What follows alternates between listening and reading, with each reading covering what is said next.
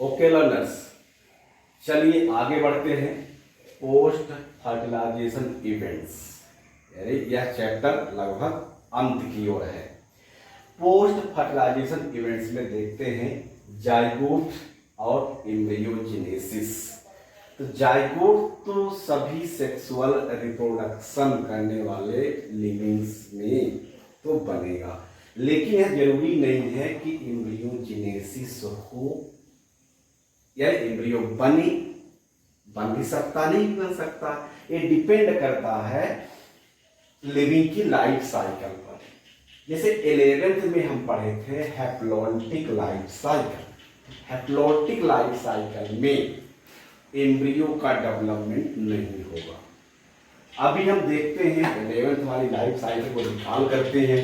Haplontic life cycle यदि हम 11th में अच्छे से पढ़े हैं तो हैप्लॉन्टिक लाइफ साइकिल हमको याद होगी। नहीं याद है तो फिर से पीछे जाए और क्लासिफिकेशन पर दिया हुआ है लाइफ साइकिल, तो वहां पर देख सकते हैं। अब देखिए हम एक हैप्लॉन्टिक लाइफ साइकिल को यहाँ एक्सप्लेन करते हैं। मेन बॉडी आर्मी की गैमेटोफाइट है, यानी हैप्लॉइड है। यदि हैप्लॉइड प्लांट बॉडी या आर्मी की बॉडी है तो उसमें गैमेटोजेनेसिस माइटोसिस के थ्रू होगा, ना कि मियोसिस के। पिछले लेक्चर में हम पढ़ा चुके हैं, इसको आप पढ़ भी चुके हैं। तो माइटोसिस के थ्रू होगी, तो मेल गैमेट और फीमेल गैमेट बनेगी। मेल गैमेट फीमेल गैमेट बनने के बाद सिनगैमी होगी, जो कि पिछले लेक्चर में हम बता चुके हैं। सिनगैमी से बनेगा जाइगोट। जाइगोट डिप्लॉइड यानी कि स्पोरोफाइट हो जाएगा। यदि हैप्लॉन्टिक लाइफ साइकिल है तो स्पोर यहां पर एक थिक वॉल से सराउंडिंग यानी घिर जाएगा। क्या कहेगा? एक थिक वॉल से घिर जाएगा। यह थिक वॉल डैमेज होने से और सूखने से बचाएगा। Desiccation, resistant to desiccation.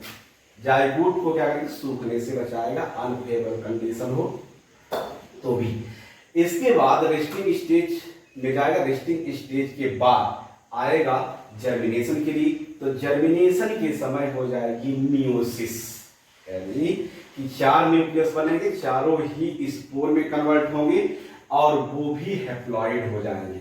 Haploid, तो जब हैप्लॉइड हो गए तो जनरेशन चेंज हो गई, स्पोरोफाइट से गैमेटोफाइट में चेंज हो गया, यानी कि यहां पर एम्ब्रियो डेवलपमेंट नहीं हुआ। अब ये स्पोर्स सेपरेट होंगे, अपने थिक वॉल से अलग होंगे और न्यू इंडिविजुअल को जर्मिनेशन करके फिर से गैमेटोफाइट को जन्म देंगे। तो ऐसी स्थिति में एम्ब्रियोजेनेसिस नहीं होगी, यानी एम्ब्रियो का डेवलपमेंट यहां पर नहीं होगा। हैप्लॉन्टिक लाइफ साइकिल में एम्ब्रियो नहीं बनेगा। क्यों? कि जाइगोट में मियोसिस हो गई, जनरेशन चेंज हो गया। जनरेशन चेंज होने की वजह से क्या हो गया कि यहां पर जाइगोट एम्ब्रियो में डेवलप नहीं हुआ। अब आगे देखें, यदि यही लाइफ साइकिल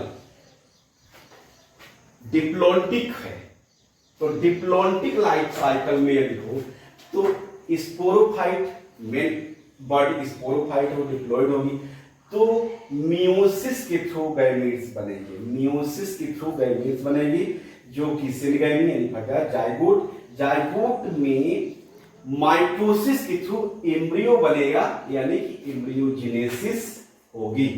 यहां पर एम्ब्रियोजेनेसिस होगी, यहां पर एम्ब्रियो बनेगा और ये एम्ब्रियो मेन बॉडी पर यानी स्पोरोफाइट पर डेवलप करेगा। फिर ये लाइफ साइकिल चले रहेगी।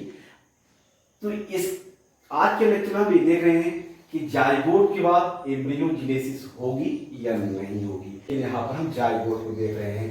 तो formation of the diploid zygote is universal in all sexually reproducing organism. चाहे एक्सटर्नल फर्टिलाइजेशन हो रहा है चाहे इंटरनल फर्टिलाइजेशन हो रहा हो, जाइगोट हर लिविंग में बनेगा। लेकिन यह कोई जरूरी नहीं सभी में एम्ब्रियो बने। एम्ब्रियो सभी में नहीं बनता है। अभी हम यहाँ एक्सप्लेन किए हैप्लॉन्टिक लाइफ साइकिल में एम्ब्रियो का डेवलपमेंट नहीं होता है, एम्ब्रियोजेनेसिस नहीं होती है। तो एम्ब्रियोजेनेसिस सब में हो या ना हो, लेकिन जाइगोट सभी लिविंग्स में जो सेक्सुअली रिप्रोड्यूस होते हैं उन्हें सभी में बनता है। देखिए फर्दर यहाँ पर हम उसको एक्सप्लेन किए हैं। Further development of zygote depends on the type of life cycle. किस प्रकार की लाइफ साइकिल है जाइगोट उस पर डिपेंड करेगा। मियोसिस करे जाएगा तो एम्ब्रियो नहीं बनेगा, यदि माइटोसिस करा तो एम्ब्रियो बनेगा। Further development of zygote depends on the type of life cycle the army had and the environment it is exposed to। ये हम बता चुके। in army belonging to fungi and algae, fungi and algae zygote develop a thick wall that is resistant to desiccation, यानी सूखने से बचाता है zygote को और डैमेज होने से बचाता है। यहाँ पर हम एक्सप्लेन कर चुके हैं। It undergoes a period of rest before germination। Germination से पहले ही ये थिक वॉल से घिर गया है। In army with haplontic life cycle, zygote divides by meiosis to form haploid spores that grow haploid individual। यहाँ मियोसिस हुई और यानी जाइगोटिक मियोसिस हो गई। जाइगोटिक मियोसिस जिनमें होता है उनमें एम्ब्रियो नहीं बनता है। Zygote is the vital link that ensure continuity of species organic of one generation to next generation. यानी जाइगोट क्या है, एक जनरेशन से दूसरे जनरेशन को क्या करता है, कंटिन्यू करता है। आगे देखते हैं embryogenesis. Embryogenesis the process of development of embryo from the zygote is called embryogenesis। पिछले कई लेक्चर में भी एम्ब्रियोजेनेसिस की डेफिनेशन बता चुके हैं, आप पढ़ भी चुके हैं। ड्यूरिंग एम्ब्रियोजेनेसिस जाइगोट अंडरगोज, तो जाइगोट यानी डिप्लॉन्टिक लाइफ साइकिल में ही एम्ब्रियोजेनेसिस होनी है, हमको पता है। तो during embryogenesis zygote undergoes, embryogenesis समय जाइगोट क्या करेगा, mitosis cell division to increase cell number. Zygote में माइटोसिस डिवीजन होगी और जाइगोट डिप्लॉइड है तो आगे आने वाली सेल्स भी डिप्लॉइड ही रहेंगी और माइटोसिस डिवीजन करके नंबर इंक्रीज करेगी, नंबर बढ़ाएंगे, संख्या बढ़ाएंगे। And cell differentiation to form specialised tissue and organs, तो स्पेशल टिश्यू और ऑर्गन्स बन जाने के बाद ही एम्ब्रियो कहलाएगा। एम्ब्रियो उस स्थिति कहते हैं जब टिश्यू इतना बन जाए कि ये निश्चित हो जाए कि भविष्य में यानी आगे जो टाइम आएगा उसमें कौन सा टिश्यू कौन सा ऑर्गन्स बनाएगा, वो स्टेज एम्ब्रियो है। तो अब आगे देखते हैं based on whether the embryo develops outside or inside the body of female parent can be classified into oviparous and viviparous। Oviparous, viviparous। Oviparous animals lay fertilized egg, viviparous gives birth to young ones। Okay, the fertilized eggs have calcareous shell यानी calcium carbonate की coat होती होगी and young ones hatch out after a period of incubation. अब देखिए viviparous, the fertilised egg और zygote has no shell, कोई calcium carbonate कवच नहीं होती यानी कोट नहीं होती, and develop into a young one inside the body of the female.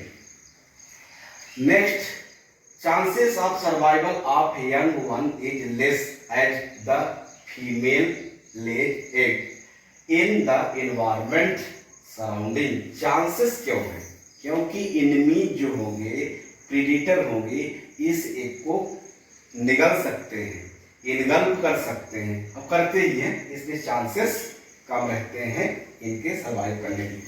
अब इधर देखिए chances of survival of young one is more because of proper embryonic care and protection inside the mother's womb। Body, मनुष्य body में protection अधिक रहता है then environmental, इसलिए viviparous में सर्वाइव करने के ज़्यादा चांस रहते हैं और ओविपेरस में यंग सर्वाइव करने के चांस कम रहते हैं।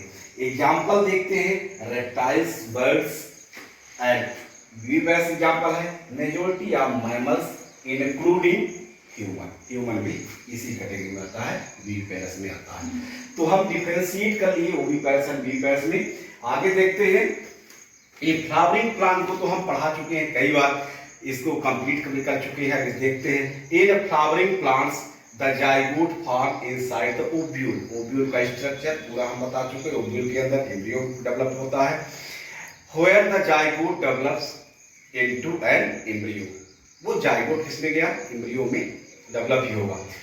The fertilised ovule develop into seed, ये भी हम बता चुके हैं, ओव्यूल सीड में कन्वर्ट होगा। And ovary develop into fruit, and ovary फल में यानी फ्रूट में कन्वर्ट होगी। ये भी कई बार हम बता चुके हैं कि जो फ्रूट की बात होती है, the outer most protective covering of fruit is called pericarp और फ्रूट बॉल। तो यहाँ पर सीड है और पी फॉर पेरिकार्प। ये एनसीईआरटी में कुछ फिगर हैं, वो फिगर हम लिए हैं यहाँ पर, जिसमें कि फ्रूट बॉल को दर्शाया गया है। आज से यहाँ ये चैप्टर कंप्लीट होता है। अब आगे नेक्स्ट चलेंगे चैप्टर 3 पर, ह्यूमन रिप्रोडक्शन।